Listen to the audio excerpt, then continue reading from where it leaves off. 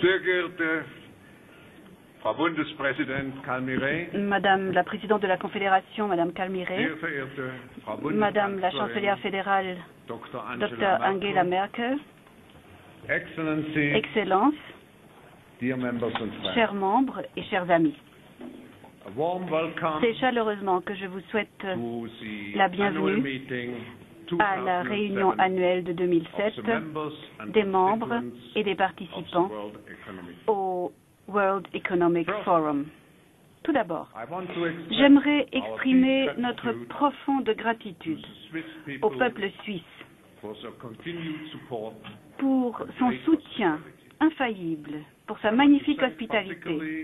Et je remercie particulièrement le gouvernement fédéral suisse, représenté ici ce soir par sa présidente, Madame Micheline Kalmiré,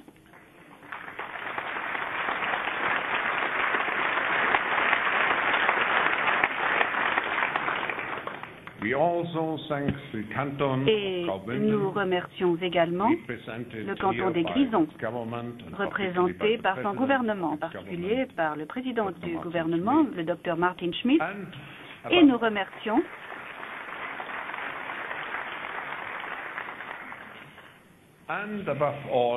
et surtout nous remercions bien sûr la population de Davos et les autorités de Davos, dirigées par le Landammann Hans-Peter Michels.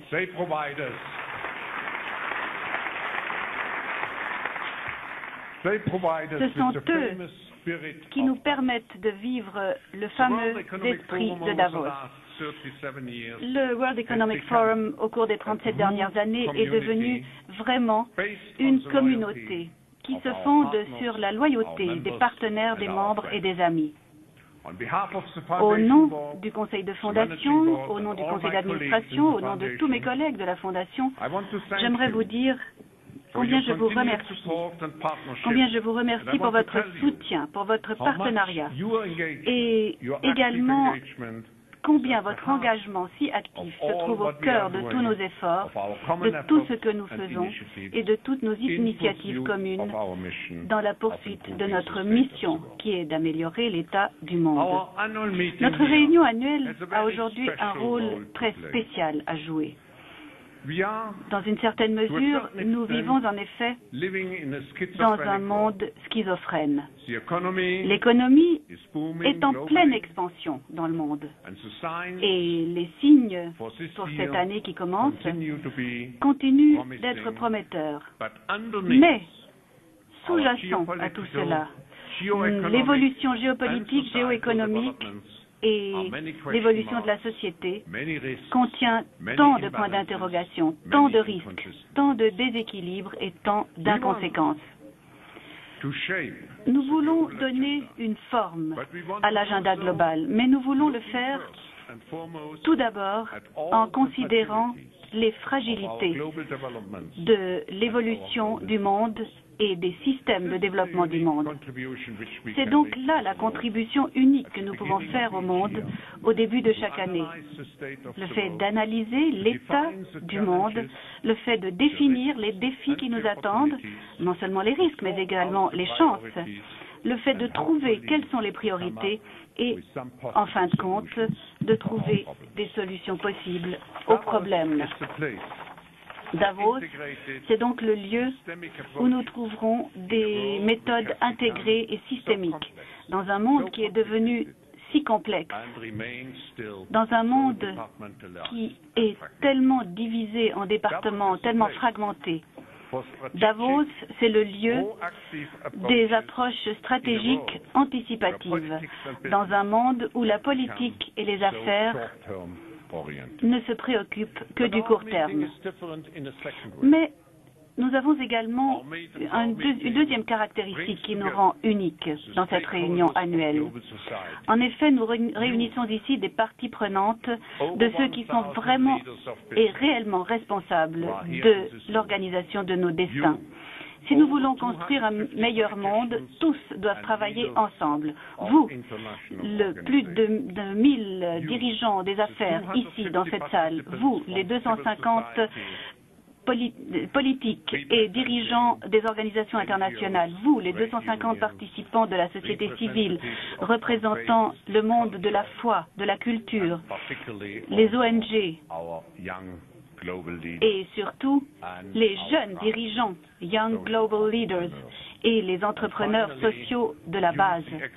Et enfin, vous, les experts et les représentants du monde académique et du monde scientifique, y compris les recteurs des 20 principales universités du monde. Enfin, bien sûr, et ce n'est pas le moins important, vous, les médias, si indispensables pour stimuler nos débats et pour intégrer le public dans ce que nous allons examiner lors de nos délibérations.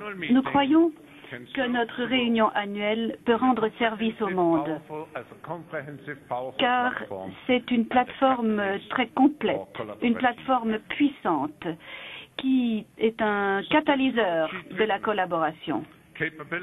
Les capacités liées à la technologie du monde du Web 2.0, le pouvoir des réseaux et des communautés virtuelles changent fondamentalement notre monde et notre société. Nous devenons ainsi les témoins partout de l'autonomie de l'individu, ce qui a un impact profond sur la politique et sur le monde des affaires. Par exemple, l'importance croissante des économies émergentes, le fait que surgissent les nouvelles multinationales, le rôle de plus en plus fort du consommateur par rapport au producteur, le poids que prennent les fournisseurs de produits de base et l'influence croissante des hedge funds et des capitaux privés. Voilà un ensemble qui crée la base de notre réunion de cette année, dont la devise est le déplacement de l'axe du pouvoir.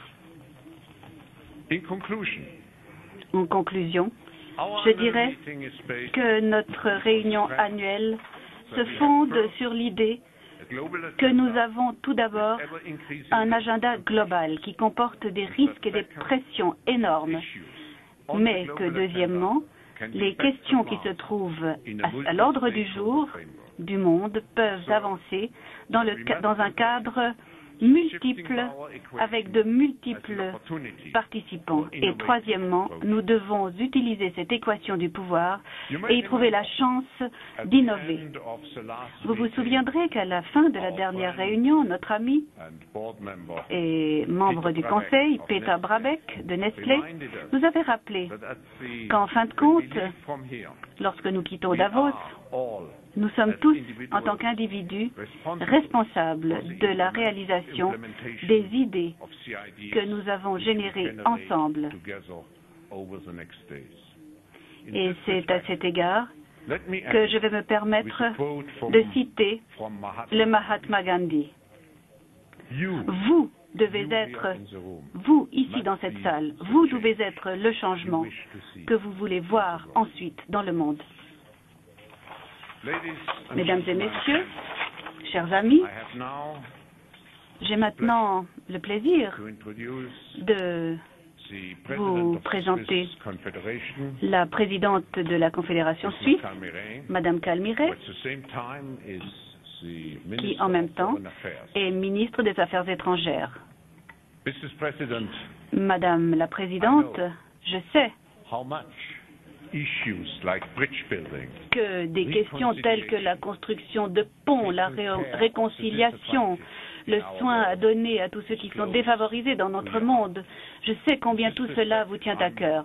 Et à cet égard, c'est un plaisir particulier aujourd'hui de partager avec vous ces idéaux.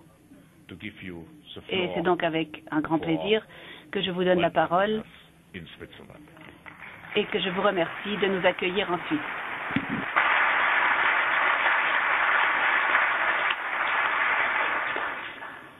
Mr. Chairman, Excellencies, ladies and gentlemen. At a time when innocent people are targeted by suicide bombers or by armies equipped with high-tech weapons, when children are abused as soldiers, when climate change ou lorsque les changements climatiques menacent la survie même de notre planète, eh bien, où nous situons-nous face à nos responsabilités? Où se situe la responsabilité devant des famines massives qui engendrent la mort de milliers de personnes chaque jour? Lorsque les besoins humains fondamentaux sont négligés et lorsque les injustices existent et nous entourent. Est-ce que nous ne partageons pas les mêmes valeurs? Est-ce que nous n'arrivons pas à traduire nos responsabilités en actions concrètes? Eh bien, lorsque nous essayons de trouver une réponse à ces questions, nous devons tenir compte de deux éléments. Tout d'abord, le respect des droits humains, le règne du droit et les règles de bonne gouvernance constituent les conditions d'une paix durable et de la sécurité. Nous savons tous que le conflit est souvent engendré par des violations systématiques des droits humains et du dédain devant le règne du droit. Un deuxième élément, c'est la nature même du conflit contemporain. Les lignes des champs de bataille sont plus estompées. Les États font face à des acteurs non gouvernementaux. Les groupes armés, des chefs de guerre, des terroristes, des criminels sont souvent ceux qui dirigent les régions entières. Et les arsenaux militaires se développent extrêmement vite. Les concepts traditionnels de la sécurité visent avant tout à assurer la sécurité des États par le biais de la défense de ses frontières et de ses institutions. Et aujourd'hui, l'idée même de la sécurité a évolué et se concentre davantage sur la sécurité de l'être humain, des êtres humains ordinaires. La sécurité de l'être humain, c'est la réponse apportée à des conflits extrêmement complexes qui ont souvent remplacé les guerres traditionnelles entre les États. Et ces nouveaux conflits-là impliquent d'autres acteurs, de nouveaux acteurs qui ont recours à un autre armement. Il y a par les définitions traditionnelles de la sécurité n'ont pas tenu compte au préalable de notre environnement, de la destruction que nous risquons également d'apporter à cet environnement. Lorsque nous parlons aujourd'hui de sécurité de l'être humain, nous devons parler du respect des normes humanitaires les plus élémentaires, à savoir les conventions de Genève. Henri Dunant, le fondateur du Comité international de la Croix-Rouge, avait compris les principes de ces besoins humains fondamentaux et leur traduction en pratique, ainsi qu'un comportement éthique. Et aujourd'hui, nous essayons de les appliquer à toutes les populations civiles dans le monde entier. Mais il y reste beaucoup à faire. Les injustices, la faim, les violations des droits humains, des attentats suicides, des crimes contre l'humanité vont constituer les problèmes de demain, les problèmes politiques de demain. Or, lorsque nous parlons de dialogue, nous pouvons certes y avancer à condition de traduire les résultats de ces dialogues dans nos comportements. Car la seule discussion des différences entre nos valeurs ne va pas automatiquement accroître notre compréhension. Bien au contraire, cela peut souligner encore les écarts qui existent entre les différentes valeurs. Et la valeur d'une médiation politique et diplomatique doit également être vue de ce point de vue-là, c'est-à-dire la manifestation pratique de la responsabilité éthique. La diplomatie a fort bien compris les changements qui devaient être apportés au peuple et a compris comment les traduire en réalité. Et c'est la raison pour laquelle il est important de continuer les dialogues qui portent sur les droits humains. C'est la raison pour laquelle il est important de discuter avec les parties en conflit. Et on nous rappelle continuellement les écarts qui existent entre les normes sur lesquelles nous nous sommes mis d'accord et la réalité. Et on nous critique parce que nos efforts sont un peu mous, et à juste titre du reste. Or, une analyse plus sobre montre également qu'il y a beaucoup d'efforts et d'engagements qui ont permis que nous assistons aujourd'hui à moins de conflits armés, moins de décès, moins de personnes blessées. La population aujourd'hui vit plus longtemps, souffre moins. La sécurité de l'être humain a pu être augmentée aujourd'hui malgré les dangers qui existent. Et ces engagements ont donc porté leurs fruits. Et tout cela n'aurait pas été possible si derrière les normes élaborées, il n'y avait pas eu des actions. Les sociétés civiles participent aujourd'hui à une dynamique inconnue jusque-là. Plus que par le passé, les peuples s'entraident plutôt afin de pouvoir s'aider eux-mêmes et forment des communautés qui engendrent la solidarité, qui défendent leurs droits. Des grandes entreprises s'engagent de plus en plus dans le sens de la responsabilité sociale. Et aujourd'hui, la conscience politique et les processus de décision transparents sont à l'ordre du jour. Mais nous savons également qu'il y a encore des gens qui ne sont pas d'accord, des peuples entiers qui ne sont pas d'accord, qui sapent leur responsabilité et qui estiment qu'il s'agit là, à chaque fois que nous parlons de responsabilité, qu'il s'agit là d'interférence. Il y a également des courants pantoufles qui aiment bien être entendus, mais qui ne veulent pas vraiment réfléchir, ni discuter ou faire des contributions, qui voient parfois la neutralité comme un manque d'activité, et d'autres qui souhaitent que les débats politiques et l'action restent sans conséquence. Or, nous ne pouvons pas négliger ces intervenants également. Nous avons besoin de discussions, nous devons parler des nouvelles idées et de leur impact. Et nous devons absolument également tenir compte des difficultés réelles. Et nous devons également tenir compte des acteurs globaux, des gens qui, comme vous, acceptent une responsabilité sociale et économique, parce que c'est de cela que notre monde a besoin. En fait, la réussite politique a pu être concrétisée uniquement lorsqu'il a été possible de créer des coalitions transrégionales qui peuvent surmonter les obstacles religieux culturels et qui s'engagent vraiment à trouver des solutions aux problèmes existants. Il me semble que c'est là le modèle à suivre pour l'avenir. La réussite a été rendue possible grâce à une plus grande ouverture, grâce à un échange interculturel, à l'acceptation du pluralisme et à l'identification et la reconnaissance et le respect des similitudes et des différences de chacun, basées sur des alliances qui sont elles-mêmes reposent sur des intérêts partagés et des valeurs partagées.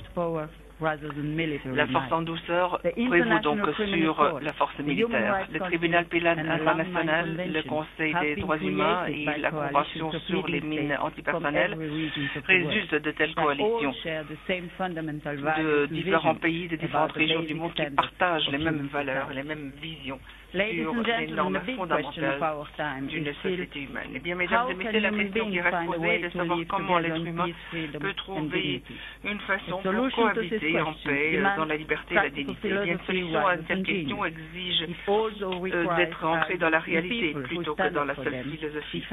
Il faut également des idéaux et des personnes qui défendent ces idéaux et ces idées. Et il faut pour cela également des institutions qui soient en mesure de contribuer concrètement à ces objectifs. Car la recherche d'une solution exige un système multilatéral cohérent et effectif. Et lorsque l'on parle des questions globales mondiales aujourd'hui, on sait que les représentants des États, les chefs d'État ne peuvent pas tout résoudre tout seuls.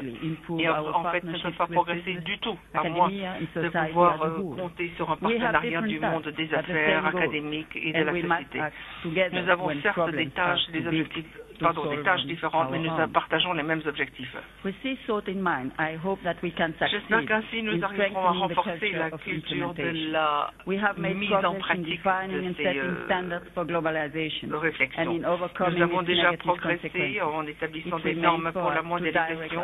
Nous devons maintenant encore surmonter les conséquences négatives. Nous devons concentrer nos énergies sur des actions qui vont véritablement engendrer la différence. Soyez les bienvenus à Davos, le lieu où nous pouvons partager nos expériences et mettre à route les changements. Merci.